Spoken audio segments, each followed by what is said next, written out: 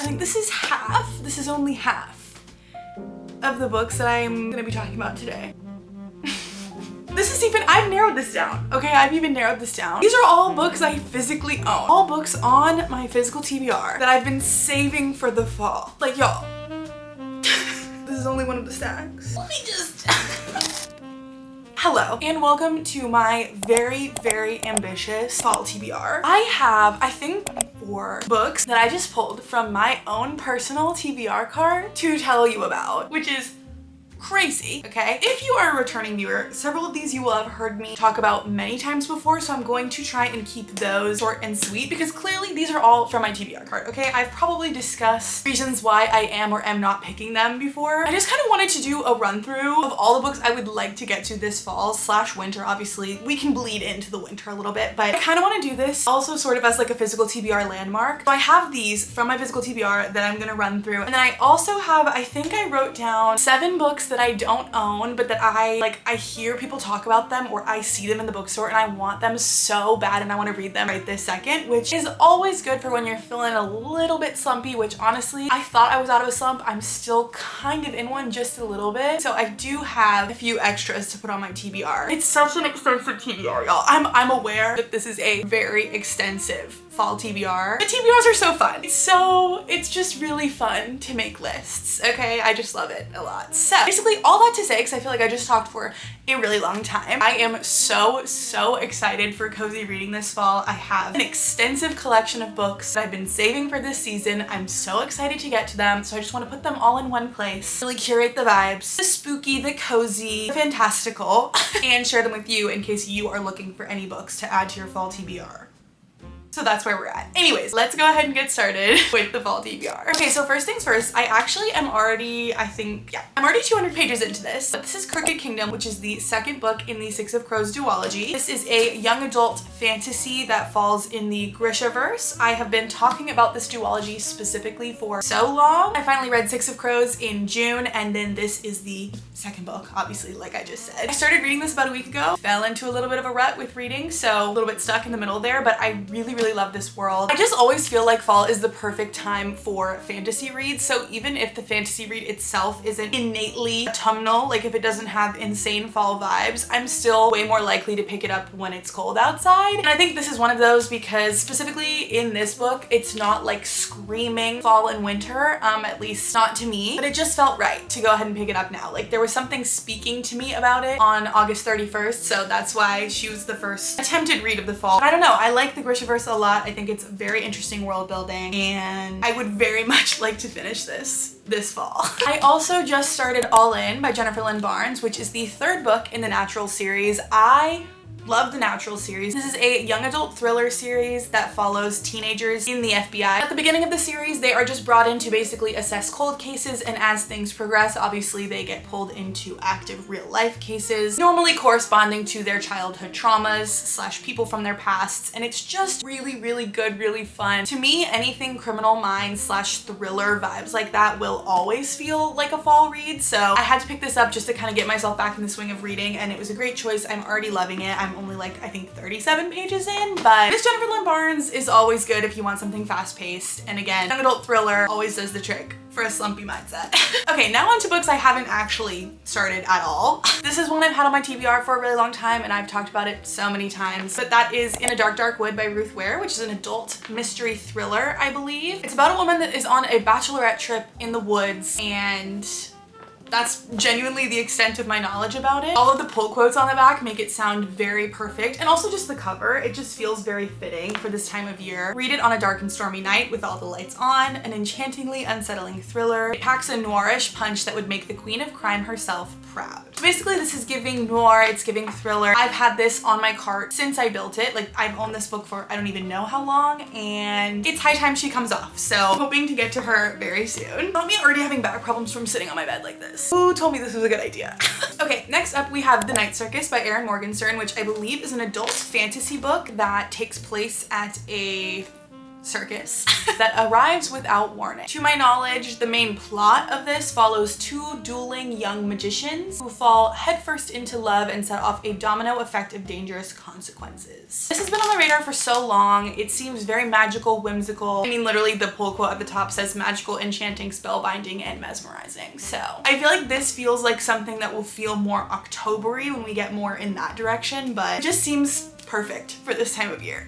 All right, up next we have Scythe by Neal Shusterman, which is a young adult dystopia, I believe, that takes place in a world where death no longer exists. The human race has basically cured death, and instead there are people called scythes whose jobs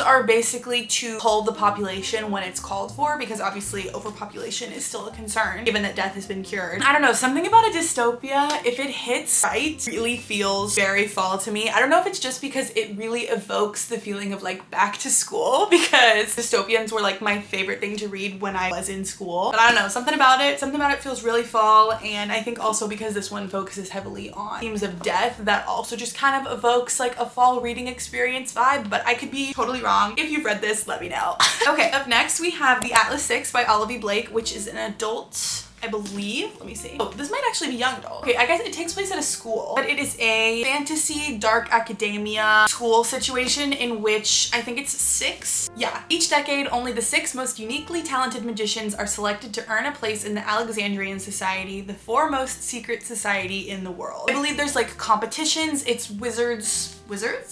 magicians competing against each other in a dark academia school setting, which just seems perfectly up my alley and perfectly fall. I think I owned this since around when I started my channel, so I'd really like to read her very soon, especially because I know that I love Olivie Blake's writing. So this is definitely very, very high on my fall TBR this year. Speaking of Olivie Blake, I also have Masters of Death by her, which is one I actually know less about, but I did thrift this copy, and look at the art inside of this. Are you kidding? I read One for My Enemy, and there were beautiful pieces of art throughout the book, and I'm wondering, oh my gosh, this one has it as well. I love her. I love her style. This book specifically, there are vampires, there's ghosts. Seems like the two main characters are a vampire and a medium, and they basically become involved in a quest that neither of them expects or wants. I think they're trying to help some ghosts move on. It says, with the help of an unruly poltergeist, a demonic personal trainer, a sharp-voiced angel, a love-stricken reaper, and a few mindfulness-practicing creatures, Vi and Fox soon discover that the difference between a mysterious lost love and an annoying dead body isn't nearly as distinct as they thought. I have no idea what the plot of this is. All I know is there are a lot of characters and creatures that feel very October, feel very fall, and again, love Olivie Blake. Very excited to give this a try. Up next, we have The Book of Night by Holly Black, which I believe is an adult fantasy novel, urban fantasy. Yes, this is Holly Black's adult debut. It's a modern dark fantasy of betrayals, cabals, and a dissolute thief of shadows in the vein of Neil Gaiman and Erin Morgenstern. Okay, very fun. A lot of these books, I know very little about the plot because I feel like with this genre and this vibe, it's like so much more fun to go in blind. But I think this one is also secret societies, magicians, and other paranormal elements. So, I mean, also just the title, Book of Night, feels perfect for fall. So I thrifted this one super recently, so I'm gonna try not to prioritize her over other books that have been sitting on my cart for a while, but I don't know, something about it is calling to me. I normally would not buy a book of the month copy of a book that I wasn't very excited about, so yeah. Okay, up next we have Billy Summers by Stephen King, which I know I have mentioned many times. It's also on my 24 and 2024 list, so I really do need to get to this sooner rather than later. But this is an adult thriller that basically follows Billy Summers, who is a hitman that is ready to retire. And I don't know, something about the vibes of the cover really makes me feel like it's gonna be a fall toned read, but I guess we'll see once we're in it. I really liked the other Stephen King book I read. I just know they're usually a bit heftier to get through. I think this one is what, nearly 500 pages? So I think that's the only real reason I've been putting it off, but I do want to get to this sooner rather than later. How many times am I gonna say that, and at what point does it get old? Something about historical fiction also just feels incredibly fall to me, so I actually have 3 on this list. I think these are the only 3. which is intimidating in and of itself, but they are 3 books that I have incredibly high hopes for, and I've said that a million times. First of all, we have Brooklyn by Colm, I believe. Colm Toibin is how you say his name. There is a movie based on this book starring Saoirse Ronan. She is on the cover, but I believe this is about a woman that moves to Brooklyn post World War II from Ireland, and when she arrives, she finds work in a department store and finds love where she least expects it. But as the last quote of the summary says, just as she begins to fall in love, devastating news from Ireland threatens the promise of her future. So I don't know, something about this just really feels like it'd be, maybe it's just the colors of the cover. I don't know, historical fiction set in New York post World War II, also partially set in Ireland. It just feels like it would have very autumnal elements. If I'm wrong, let me know. I wanted to get to this for so long because I want to read it before I watch the movie. So hopefully this is the time. Hopefully this is the time, we'll see. I'd also really like to read The Nightingale by Kristin.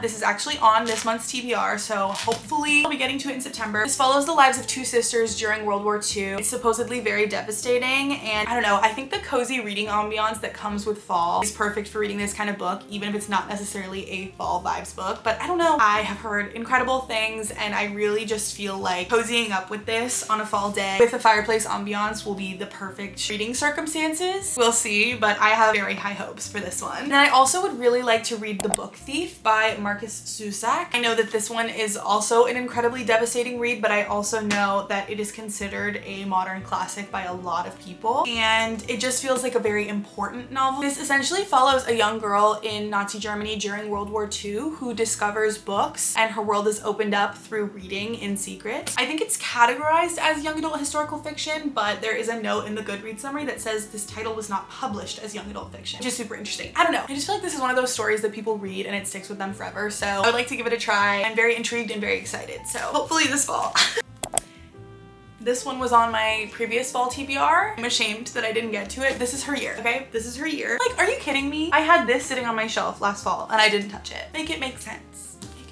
Basically, this is a romance novel that was marketed as a Harry Met Sally retelling. From what I know about it, I think there are 2 pretty unlikable characters. Their paths cross multiple times. It says, with sharp observations and sizzling chemistry, you again explores the dynamics of co-ed friendship in this irresistible romantic comedy of modern love in all its forms. So basically a bit of like a modernized When Harry Met Sally, supposedly. I feel like I'm gonna be eating it up. Next we have Bunny by Mona Awad. This is a psychological thriller dark academia situation that I attempted to start in August and had to put it down, or July even, I don't remember, but I had to put it down for some reason. It just wasn't clicking with my brain at the time, but I really do want to get back into it. I want to give it another try because I have high hopes. I don't know much about it beyond it's about a girl that goes to a college where there's a group of girls in her graduate fiction writing cohort that refer to themselves as bunnies. They call each other bunny. They're all the bunnies, and I think somehow she gets sucked into their world. So that's all I know, all I really want to know, because again, I started it and I would like to go in mostly blind, so yeah.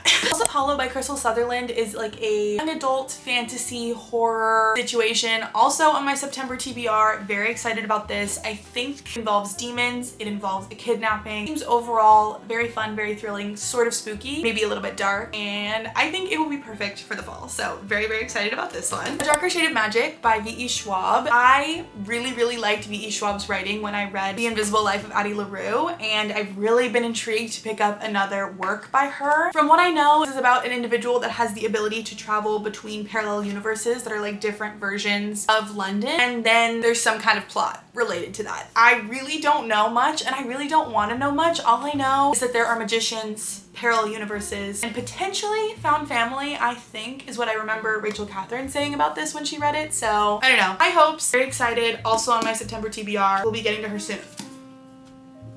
Ninth House by Leigh Bardugo. I really want to get to this. I'm loving Leigh Bardugo's writing in the Six of Crows duology. I just am not 100% sure that those stories are going to be like top tier stories for me. But I have heard incredible things about Ninth House. I'm pretty sure Heather McLary, this is like one of her all-time favorite novels, and I trust her taste and trust her recommendations. But this is Leigh Bardugo's adult debut, and it says it is a tale of power, privilege, dark magic, and murder set among the Ivy League elite. That is literally all I need to hear, and I'm immediately sold. Immediately sold. Like, I really don't even need to know more. If you need to know more, maybe look it up, but that's all I need. Also, look at this. I just love when the in pages have stuff on them. That's so fun. Found this at a little free library. Yeah. Next we have Mexican Gothic. I feel like this is the only book I have on my list that is distinctly Gothic. The little pull quote on the front cover of this says, "Masterful, a gloriously moody adventure, spooky, smart, and wry." It says that this is a reimagining of the classic Gothic suspense novel, a story about an isolated mansion in 1950s Mexico and the brave socialite drawn to its treacherous secrets. Again, that's all I know. Very, very intrigued by this. I love things that seem like they're gonna be heavy on the vibes. I also love things that seem like they're gonna be heavy on the plot, and I feel like this might be both, but if it leans more towards vibes, that's totally fine with me because they seem like good ones. So, this is the third book in the ACOTAR series, A Court of Wings and Ruin. I need to read it. I read A Court of Mist and Fury in February, I think. I'm so past overdue for needing to get to this. And since it is a fantasy series that follows fae and fairies, feels like the fall would be a good time to get back into it. I just didn't think I'd be in the mood for it in September, so I didn't put it on my monthly TBR, but I really should get to her sooner rather than later. I will be getting to this. Okay, and then the last, however many this is, 5? The last 5 that I have on my lap here are 5 that are on my 24 and 2024 list, which I know like some of these are as well. I can't remember which ones at the moment, but that means I do have to get to them before the end of the year because I made that promise to myself. But that also means that I've talked about them maybe 100 times on this channel. And also these are all incredibly popular, so odds that you've heard about them before are incredibly high. So I'm just gonna rapid fire through these really quick before moving on to my unknown section. So really quickly, Powerless by Lauren Roberts. Red Queen meets Hunger Games. Trials, powerless individual trying to hide amongst the powerful elites. I've been putting it off because I'm frightened about how much I'm gonna like it or dislike it, so we'll see, but I will be getting to it before the end of the year. These Violent Delights by Chloe Gong is a Romeo and Juliet retelling, I believe set in Shanghai. Yes, set in 1920s Shanghai. I saw this on a Reddit thread of someone saying that it had very good fall vibes, so hopefully that's true. This would be my first Chloe Gong book, and I believe this was her debut novel, so very excited about this. Fourth Wing by Rebecca Yarros. 20-year-old girl going to Dragon Rider school, I think. Obviously there's plot in there as well, but that is the premise, and that seems to be what people love the most about this is the dragons, so also feeling very fall. I don't know what it is about a dragon fantasy book that feels like it needs to be read in the fall, but it's her time. Swordcatcher by Cassandra Clare. I love Cassandra Clare's books, and this is her first novel published outside of the Shadowhunters universe. I believe it is about a magician and the sword catcher or body double for a prince that end up going on a journey together. That's the extent of my knowledge about it, but I'm very confident that I will enjoy it, given that I know I like her writing and this is her first like adult novel, technically. So excited about that. And then we have Dance of Thieves by Mary E. Pearson, which is the first book in a duology. I don't know anything about this beyond the fact that it's about an outlaw family, and I say that every single time I open this cover flap to get more information, and I love that I still don't know anything. I think I read like the first 5 pages at one point. I just was not in the right headspace to be starting a fantasy book, but I believe this is young adult fantasy, and I believe it is very widely loved. So excited to get to her this year as well. Okay, that is every single fall coded book I have on my physical TBR that I'm very excited to try and get to this year. There's actually a few more that I could have pulled, but this was already extensive enough. This was too many to begin with. But with that being said, I do have only a few that I would very happily buy and read this fall as well, even though I should be tackling these first and foremost, so. But just to have them on record. The first 2 are actually also from my 24 and 2024 list, so this is not cheating because I always knew I was gonna buy them this year. I just don't own them quite yet. And that is If We Were Villains by ML Rio and Babel by RF Kwong. If We Were Villains is a dark academia mystery thriller situation that follows, I believe, like a Shakespearean theater troupe. It's kind of like rehashing the details of a murder that they were somehow involved in 10 years prior. I think. I could have really butchered that. And Babel is a historical fiction fantasy situation that grapples with student revolutions, colonial resistance, and the use of language in translation as the dominating tool of the British Empire. I don't really know. I know people say it requires brain power, but I think I will thoroughly enjoy it. I would also really like to read What Moves the Dead by T. Kingfisher. I read the first couple pages of this while standing in a Target, and I was like, wait, why am I invested? Why am I hooked? It is incredibly short. I think it is an interpretation or retelling of the House of Usher story, I think. All I know is it kind of has like a creepy looking cover, and it seems like it would be like a really quick, really dark read, and that sounds perfect for October. So I would love to read One Dark Window by Rachel Gillig. It's another gothic vibes fantasy book that was all over the place, I think last year. I don't know, it just seems so good. It's the first book in a duology. People rant and rave about how much they love it, how like fresh it feels, even though it is still definitely like a young adult, I think, fantasy book. book. It just seems so up my alley and I would love to read it this fall if at all possible. The Very Secret Society of Irregular Witches by Sangu Mandana. I think I would eat that up. It's giving House in the Cerulean Sea vibes in terms of like found family, magical children, accepting oneself. It just seems like the kind of wholesome thing that I would adore. So if you see me add it to my physical TBR on Goodreads, just look the other way. And lastly, Happy Medium by Sarah Adler. I think it's just a cute little rom-com. I don't even know if it's witchy necessarily. The FMC is just a medium and she gets hired by the MMC to do something. Let me see. Oh, she's a fake medium. Not a real medium, she is a fake medium. The top of the description just says, a clever con woman must convince a skeptical sexy farmer of his property's resident real-life ghost if she's to save them all from a fate worse than death. I don't know what that means, but I've heard that it's a cute, easy, quick, fun read, and sometimes that's all you really need. Sometimes that's all you really want. So again, if you see me add that to my physical TBR, I'm sorry. I had to do it. Okay, that is my fall TBR. I know, guys, I know, okay? I know. Especially given that we're already halfway through September. I'm aware that this is very, maybe impossible. But I am planning on doing a 24-hour readathon, potentially this weekend. I don't know, I just really would like to read as many of these as possible, so who knows. Anyways, I hope you guys enjoyed. I hope you saw maybe 1 or 2 books that you would like to add to your own personal fall TBR. Also, if you've read any of these and you have an actual understanding of how good the fall vibes are in them, please let me know. Would love to hear that. Because I'm going based on pure vibes and outsider knowledge. So educate me if you feel like it. But yeah, okay, I think that's gonna be it for today's video. Thank you guys so much for watching as always, and I will see you in the next one. Bye!